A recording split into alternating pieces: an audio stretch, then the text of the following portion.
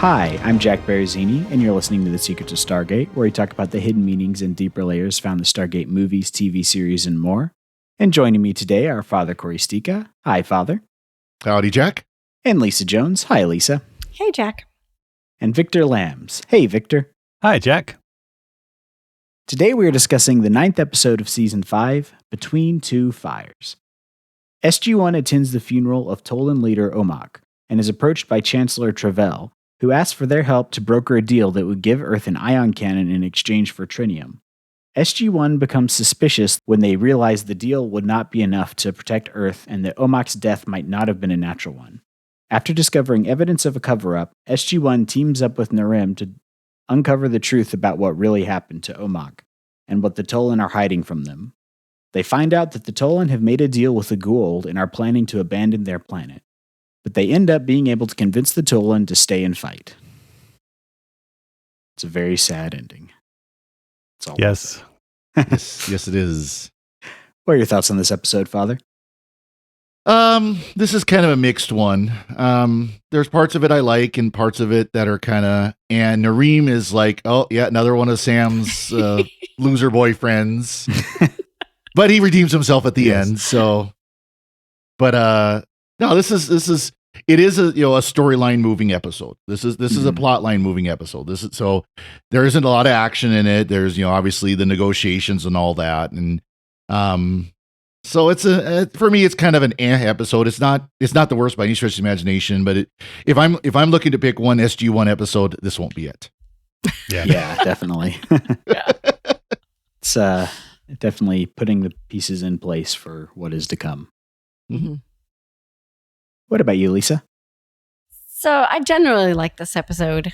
I like, as weird as Narim is and neurotic, I kind of like that I like the Tolan. I like that they make everyone so uncomfortable, and it gives a lot for SG1 to play off of, and comedic wise, and then they bring back the Goa'uld, and we get Tanith, who leads us to our next big bad Goa'uld that we don't get to know his name yet. And, overall, I like it. It's an enjoyable episode. I've seen it a bunch of times. Lots of weird, creepy moments, like where there's Nareem's computer is Sam's voice, and, Teal'c's like, I think he has feelings for you, So there's lots of just that kind of funness, and you're not sure what's going on, but it gives a good payoff in the end. So, except for the Tolan die, but I mean, for the episode. So I'll give it a thumbs up.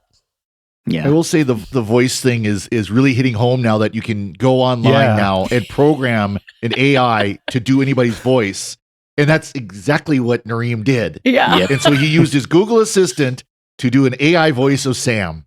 Yep. Yeah, they did. You can do that today. Yeah, you can actually do that today now. Except for he didn't remember to turn it off when Sam was in his house. Yeah.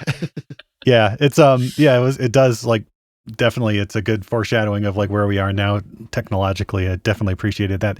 Still not as funny as in the show Eureka, where the genius there with a smart house, his name's Fargo, and he creates a smart house named Sarah, and it's just his own voice, and he's doing like a more effeminate voice, and it's his own effeminate voice. It's like Sarah, and everybody who walks in says, "Is that your voice?" But nice. Yeah. So we could talk about the secrets of Eureka sometime, but no, this episode should be called Between Two Ferns, I guess, because it's kind of as boring as that show was, but and memorable too, apparently. So no, it's the demise of the Tolans hoisted on their own petard. It's cool to see Narim kind of evolve beyond his like simple naivete into like more of a hero. So that part's kind of cool. I did get a kick out of her every time he's like, they did what? But that would be illegal. That would be in violation of our highest ideals. You're like, oh, dear sweet Narim. Dear babe in the woods, Narim. But classic Narim. No, and I like that part, but I mean, there's like 45 minutes. Well, not 45 because that'd be longer than the episode, but there's like half an hour of like going between like the spa waiting room, which is like the council chamber, and then the hotel room with like the white carpeting and stuff. So for an espionage and like getting to the bottom of it episode, like it's very well lit and like very comfortable locations and stuff, which kind of detracts from it a little bit. But, that's the Tolans for you. I guess it does show there that they're this very sterile, technocratic society that it's like you mentioned, it's funny that he constantly brings up that would go against regulations. And then at the end, one of the guards who's in on the conspiracy says the same thing about something. And it's like, that just must be hammered into them. Yeah. Yep. Well, when deceiving the people is the highest crime, even over murder, I mean, that kind of says a lot about their whole system of government. Yeah. Mm-hmm. The murder of a beloved character Omak, who we saw once 4 years ago, and it's only been hey, every time they've gone back, hey, where's Omak? Oh yeah, he's not here. He can't be here right now, and it's like he's off okay. planet, or he's And you remember he was very rude to the humans who saved them, and then they get invited to his funeral, and only people he well respected got invited. Yeah. He can't be here. He's like chaining people up in death traps and stuff. As that actor was the Jigsaw killer in Saw. I hear. I haven't seen any of those movies. Sure. But, yeah. Interesting. Yeah. Yeah, it's they had to do a previously on to remind everyone who he was. Yeah. Yeah. But you had the significant, shoulder grab as we will see you again. Perhaps one day we will see you again. Yeah. Mm-hmm. And that was apparently where he showed his respect for the Tauri. Yeah. Yeah. Is that what that was? Yeah, because even in that episode, they didn't do the thing where there was like, he looks down on them at first, but then he gives them his begrudging respect because they've earned it. Like, he's just kind of a jerk all the way through till the end. Yeah. Yeah. And then you never see him again until they invite him to his funeral. Yeah. Yep. Yeah, because his Fitbit died or something. I don't know. Well, I love Well, I love Jack. It's like, well, so why are we here? Yeah. Only those who he really respected were invited. So why are we here? Yeah. Yeah. Yeah, it's a good question. I will say, having served the Air Force, I always loved the bus driver caps. The cap that Colonel O'Neill was wearing at the funeral, the big blue wheel cap. We used to call them the bus driver caps because, of course, that it used to be bus drivers would wear those, that same style of hat. Did they wear it before the Air Force people did, or? I think it kind of came over with the military, from the military, because that's a traditional military style cap. Okay. Oh, okay. Formal cap. But nice. I always liked those, instead of the little garrison caps, the little things that they look like a hot dog. Steak and shake. Yeah. Are they the long ones? Steak and shake. Yeah. The steak and shake. There we go. Yeah. Look like they're working at the mall. Yeah. Yeah. I do like they wear those hats in Dune, so I think it's funny that they apparently survived 20,000 years into the future. They're cool. Why Yeah, wouldn't they? that's true. If it ain't broke, don't fix it.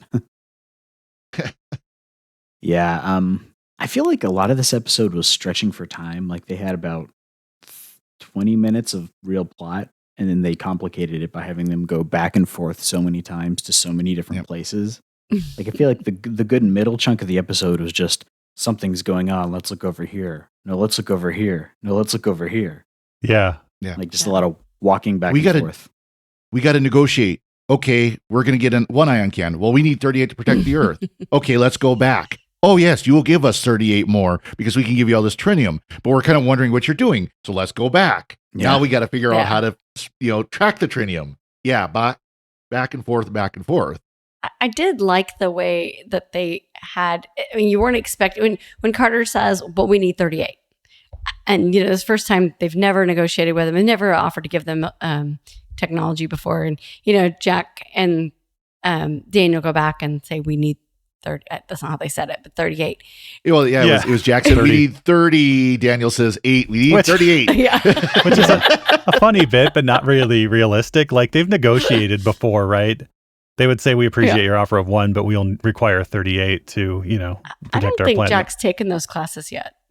Like, Daniel should have known. Yeah, Daniel wasn't like, 38, But what was interesting was then for Counselor Travell to be like, okay. Yeah. And then I was like, oh, wait, hang on. Wait, what? Yeah. And so I kind of liked that give and take, that it's not like they really had to work for it. And then you're like going, why? What's going? You know something's going on. Yeah. Well, So it just even kind of before that, when Sam's giving the whole presentation on it at the SGC to General Hammond and saying, if we have one, where do we put it? It'll only protect, like the eastern seaboard of the U.S. and that'd be about it. How do we cover the entire planet? And, everybody's immediately going, okay, is this a plot on the Tolan authorities to split us, to affect Earth by getting, us into a world war over this one ion cannon? Yeah. And even General Hammond is suspicious, but he says, proceed, but proceed with caution and stuff. So, yeah. And the Tolan plan. So, Tanith, our Gould friend, who was formerly a Tok'ra, who was formerly something like a Gould before that. So it's so he's the one, he's working for the next big bad. And the plan is actually pretty good because of the treaty. Again, like this treaty has so many different ways that it could work between the Gould and the Asgard on the protected planets. The Gould can't directly bomb Earth, but if they have the Tolans have the humans mine the trinium for their weapons, and then have the Tolans force the Tolans to send because the weapons, they're building these bombs that can go through an iris because the Tolans have phase shift technology and they can walk right through the iris. So the Gould thinks it's a good idea for a bomb. We could have that on a bomb. Yeah. And then just like whoosh, and then you can't stop it with an iris. So and then they're building like tons of these bombs too. And the bombs themselves look pretty cool. They look like something from like space, like 1999. They're like very, like there's a glass dome and stuff underneath it. And so the plan is to force the Tolans, because the Goulds now they have shielding. The new Gould has shielding that the ion cannons can't penetrate the Tolans' big defense. They don't have any other defenses, apparently. Like their technology, they have phase shift and like ion cannons, and that's all the technology, and Fitbits and talking houses.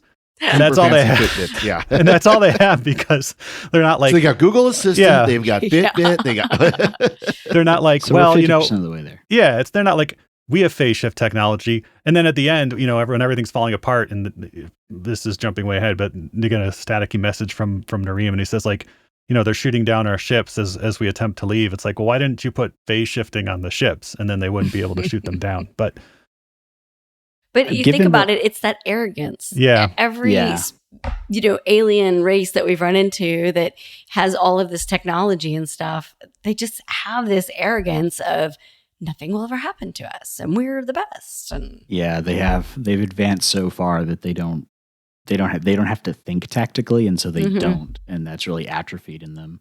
And you see that even like it with humans. Like there's been battles that have been turned on by more primitive forces against more advanced forces because of hubris. So it's the same kind of thing that happens there. I feel like this episode, not primitive, less advanced. Use the proper words. I feel like this episode could have been a really good kind of political strategy type of episode. They really tried. I just kind of missed the mark in execution. It was a good idea. Yeah. And like I said, I still enjoy the episode, but I think it could have been so much stronger than how it ended up. Because the notion when you see, I forgot which one of y'all mentioned already, but Nareem's face when he's like, the government hiding for, like going against our people. The revelation on his face, and then you think about the fact that this was, I don't know what year it says, 2000, 2001? Yeah, 2001. Yeah. And now we're in 2023, and I don't know. I mean, there's so much dystopian out there, and then there's the whole, like, what's real? What's a conspiracy theory? Oh, wait, conspiracy theories are now real, and, all this stuff going on, and then you kind of look at Nareem, and you're like, Doug, like, what are you doing? I feel like it could have been so much stronger than it actually ended up being.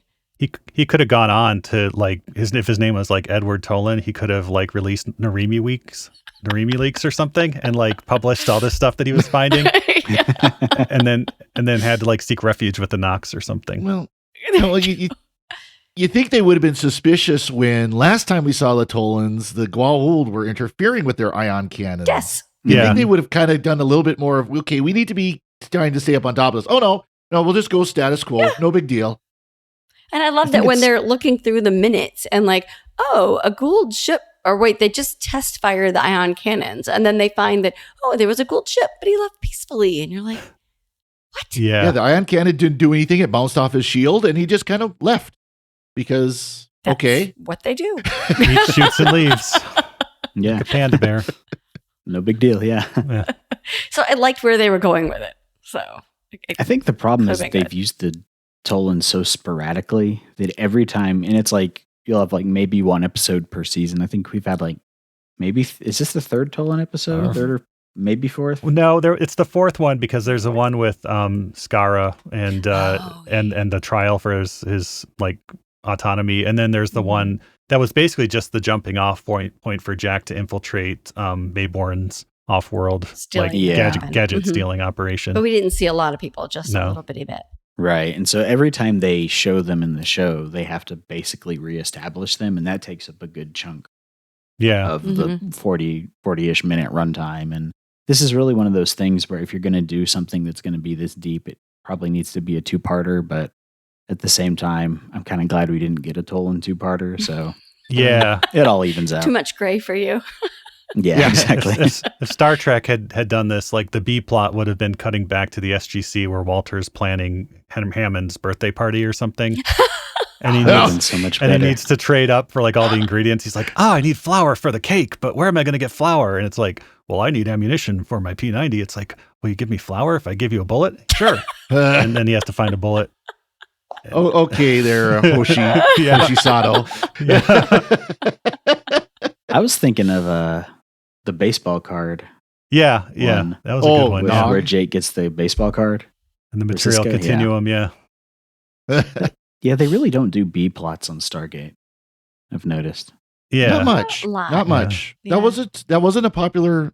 Of course, Stargate this is kind of moving between the episode of the Planet of the Week of Star Trek and the longer plot-driven series like we have now.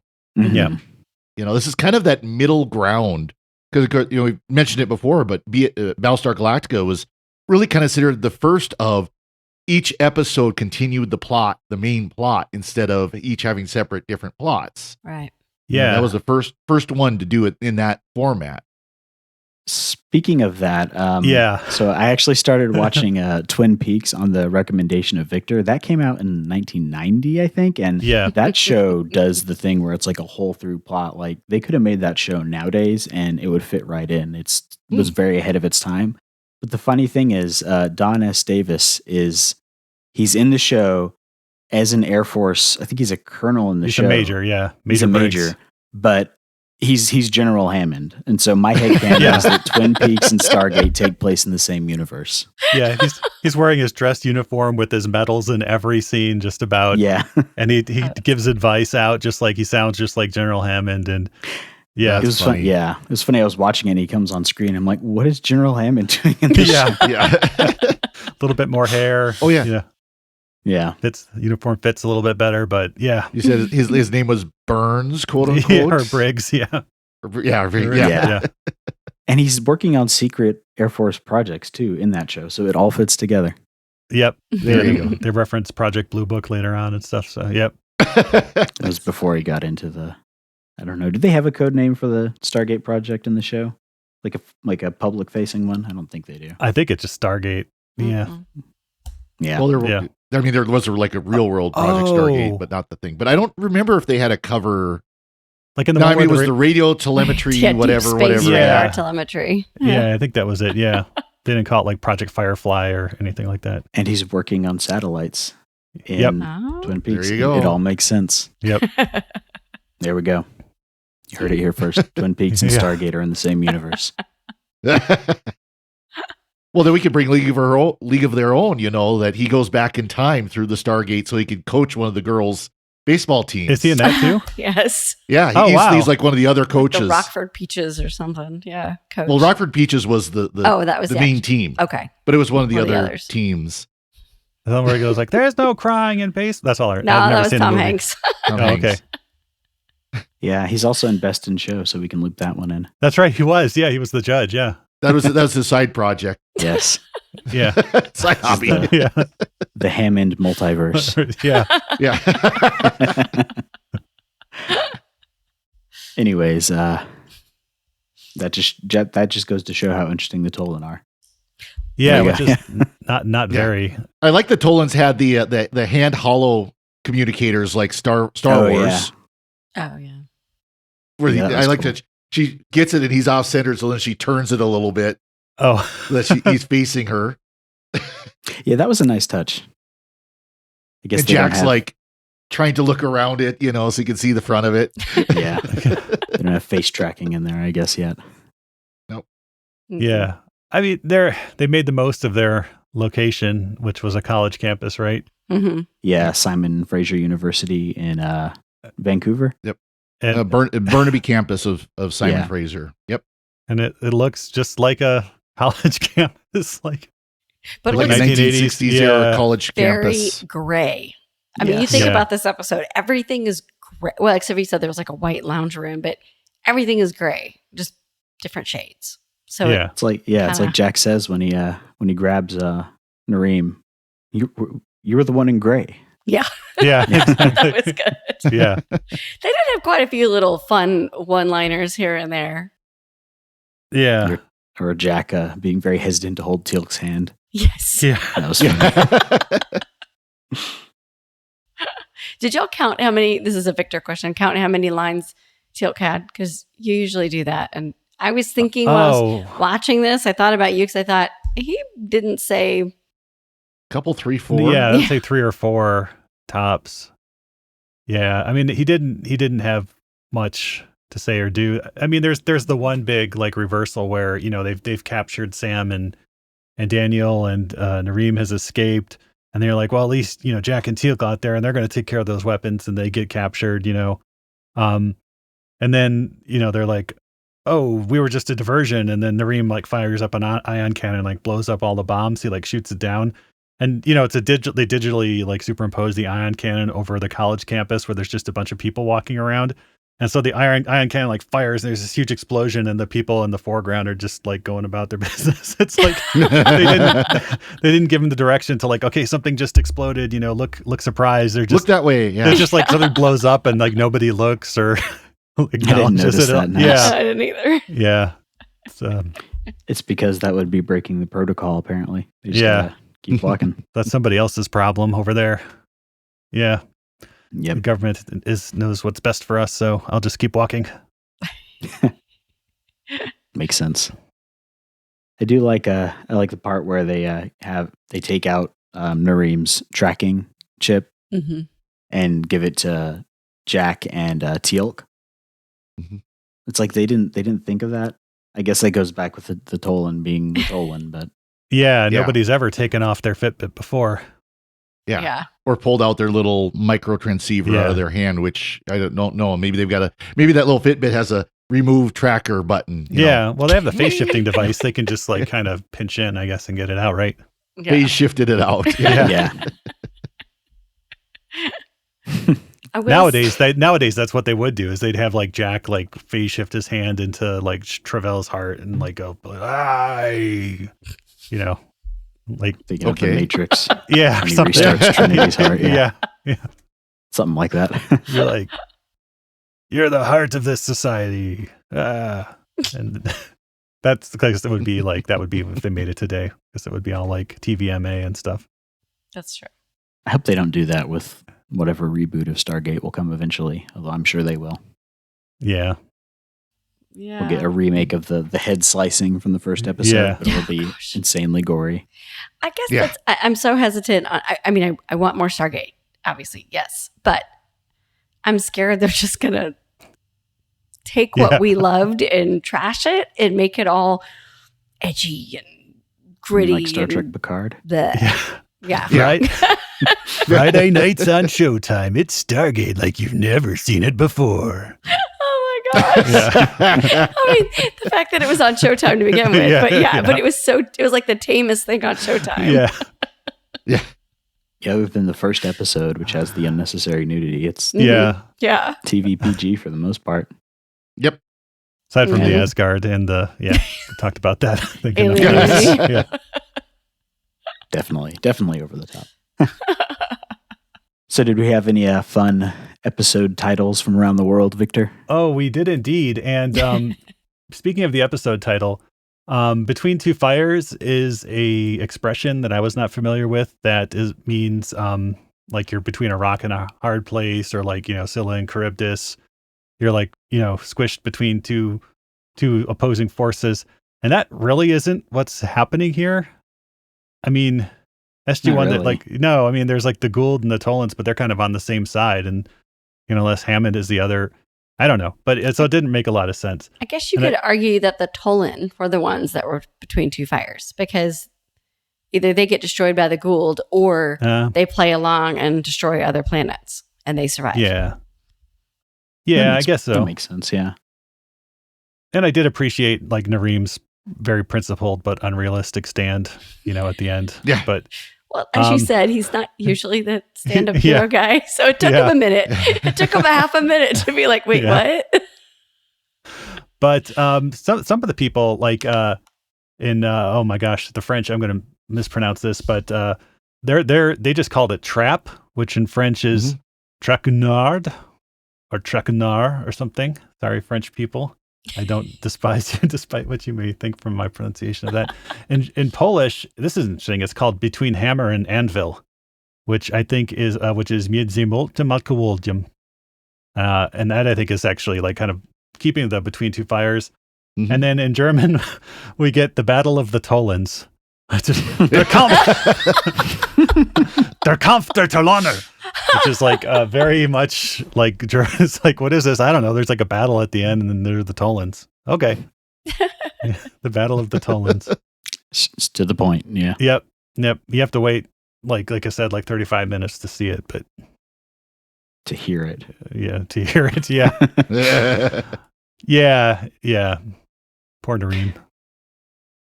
So is this the end of Nareem and the Tolans? Oh, yep.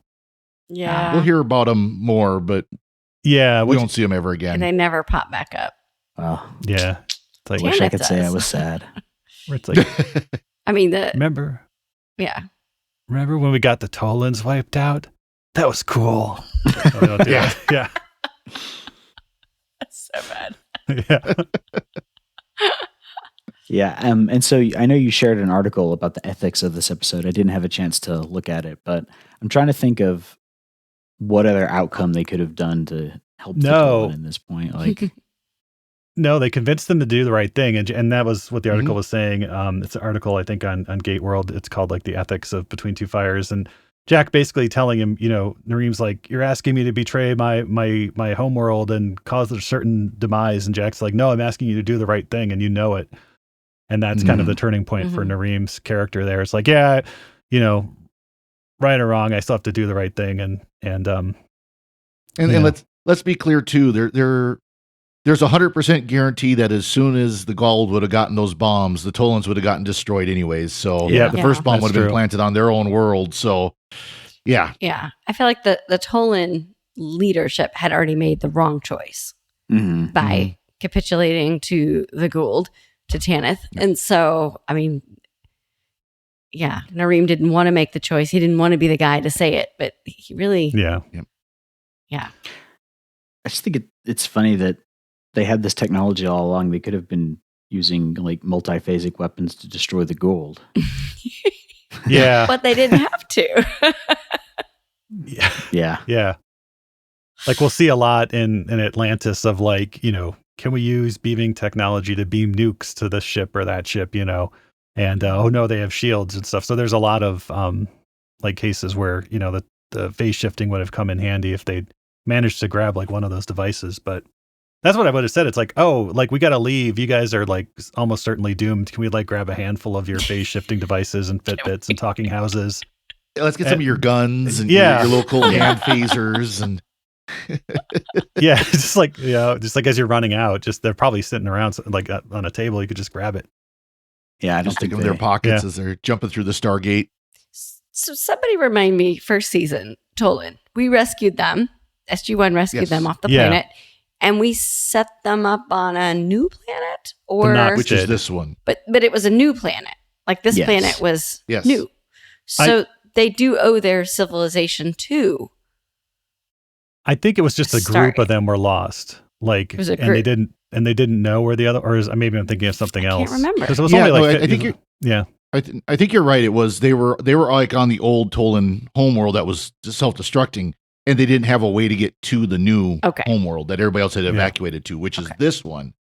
And then there's another colony that's out there somewhere that we never see. But because I was thinking, man, if we save their entire, civilization, the Nareem really should have, been a little quieter sooner. Yeah.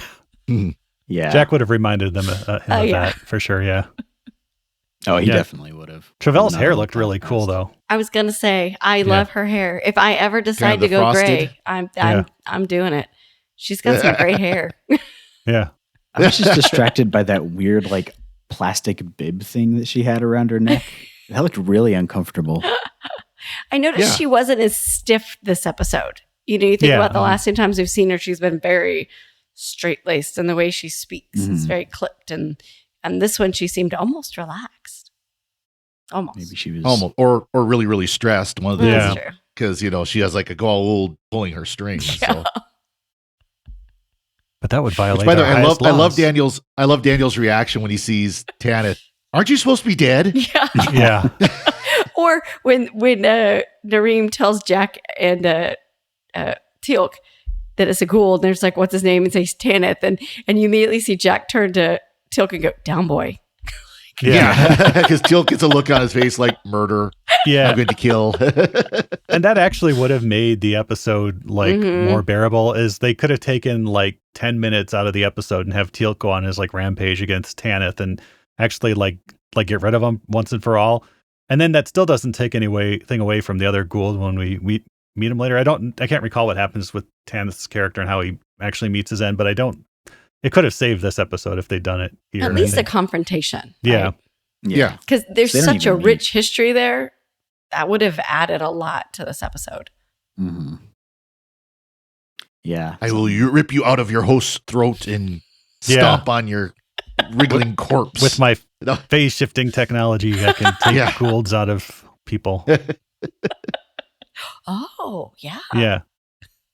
Just very, very Predator-esque, I feel like. Yeah. Yeah. That they could do that for like a dark, gritty Stargate series, have it be like set 30 years in the future, and it's just Teal'c like hunting down Gould solo. There you go. Yep. Awesome. Did y'all have any other thoughts on this episode? Nothing here. No, except I kept having like a Shaka Khan song going through my head, like between two fires, right down to the wire. That's not the song, but okay. What else did I have? That was it. Awesome. We do have some feedback from Paul Leone on our episode Rite of Passage. Yay. He says that it's always nice to see the spotlight shine on the recurring characters like this. And he has a question. Since we're getting closer to Stargate Atlantis, he's wondering how we're going to handle that. Are we going to alternate, or are we going to just do one season after the other? And I think what we're going to do is we're going to do similar to how Secrets of Doctor Who and Secrets of Star Trek. We're going to alternate episodes. So for a while, it'll just be Stargate. Now there Atlantis, are watch lists out there where you can watch the shows as they kind of fit in storyline, and sometimes there'll be a couple SG1 episodes and a couple Atlantis episodes, or it's back and forth, or things like that.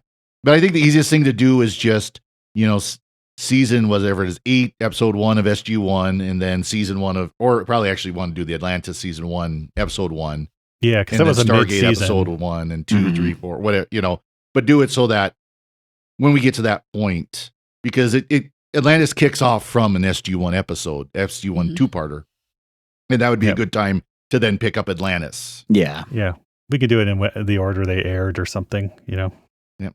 But because at the time when both were on the air, it was SG1 Atlantis. Mm-hmm. Yeah, it was a fun night. I forget what the other show with BSG to follow. It was BSG. Oh, that was BSG. It was, yeah. 2004. So yeah, it was. Oh, nice. That'd be the good. All yeah, three it was of those 3 hours of great sci. Yeah. Back when the Sci-Fi SYFY network was the Sci-Fi network, SCIFI, and they actually sewed science fiction. Yeah. There you go. Well, they got Speaking the of, Arc now, which isn't terrible yet. Is that okay? Because I haven't watched that because I don't have a watched sci-fi. As we record this, the first 3 episodes have come out, and it's not bad. I don't know. It's got a little Stargate universe where the crews kind of each other's throats a little bit, but this is, it's another one of these of, the ship's damaged and, the people who are supposed to be in charge aren't there because they got sucked out into the vacuum of space, that kind of stuff. So it's like the 100 or like the Lost in Space reboot on Netflix or like, something like that. Yeah. Nice. Well, at least But they it's have not some. bad. It's not bad, but it's, and it's got a couple of Stargate alum running it, Dean Devlin and Jonathan Glassner. So, Oh, wow. Okay. Give Well, it a try. we can be assured that if it gets good, it'll probably get canceled. yeah, pretty much. Yeah. Right on a big cliffhanger, too. It'll be like, oh, no, the Ark is going to crash. And then it will be like, Or we're just about to make it to the planet, but are we going to have enough food to make it or enough fuel to make it? Tune in next month. Oh, we just canceled it. Never mind. just put up, the Ark has died of dysentery. Yeah. Just put up a title card. They died. Yeah. They died. or kind of the quantum leap. Yeah. They never made it home. Yeah. The Ark died on its way back to its home planet. Yeah. That But- or Monty Python. Yeah. They both get arrested. Yeah. Yeah. The people responsible for the Ark have been sacked. Yeah. Yep. Nice. So yeah, what we'll do is we're just going to alternate once we get to that point. That'll throw some variety in there, which will be fun. Yeah. But that'll probably be another year or so before we have to even start thinking about that. Yeah. Good. Hopefully then we they'll can- all be back where we can watch them on some streaming service. By then. Yeah.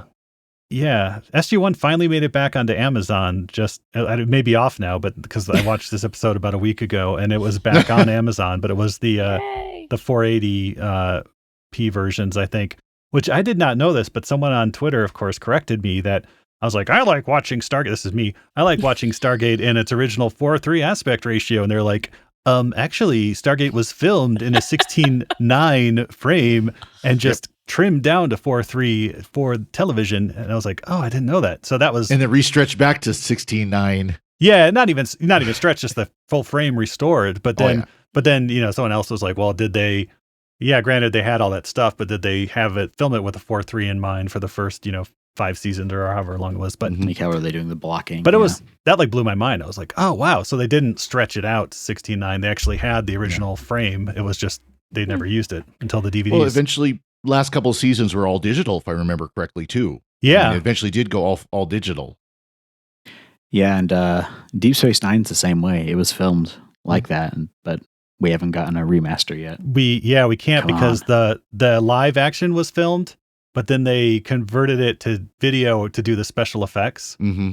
Mhm. So the version that has like any sort of special effect or overlay on it is the video version. Whereas with TNG, they actually did a film version of the effects too. Yep. Yeah. I still that's- feel like they could crowdsource that. Just Well, put it now out with- there. yeah. Fans would put it together.